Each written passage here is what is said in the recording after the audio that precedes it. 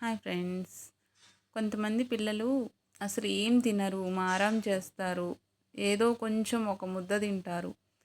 అలాంటి పిల్లలకి ఆ అన్నంతో పాటు ఒక ఒక హాఫ్ పీస్ ఇది పెట్టండి. చాలా పుష్టిగా ఉంటుంది. వాళ్ళకి మంచి ప్రోటీన్స్, విటమిన్స్ అన్నీ లభిస్తాయి. ఏంటంటే ఆవిరి కుడుము అనమాట ఇది.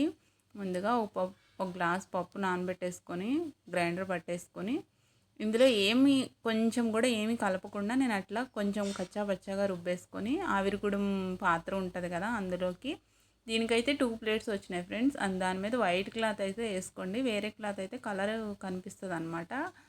సో వేడికి అందుకని ఇట్లా వేసేసుకొని, నాకైతే 2 ప్లేట్స్ ఉన్నాయన్నమాట. దానికి 2 ప్లేట్స్కి వేసేసుకొని చక్కగా క్లాత్ అనేది పైన పెట్టేసుకొని ఆ పాత్రలో ముందే నీళ్లు పోసుకోవాలన్నమాట. ఆ పాత్రలో నీళ్లు పోసుకొని, ఇది ఎలా ఉంటుందంటే కొంచెం దిబ్బ రొట్టె టైప్ ఉంటుంది, కానీ మనం ఆయిల్ అనేది ఏది వేయం కాబట్టి ఫీవర్ వచ్చిన పిల్లలకి కొంచెం ఎట్లయినా కొంచెం వాళ్ళు పిల్లలు ఏమీ తినరు అనే పిల్లలకి, అన్హెల్దీగా ఉండే పిల్లలకి ఇది కళ్ళు మూసుకొని పెట్టచ్చు.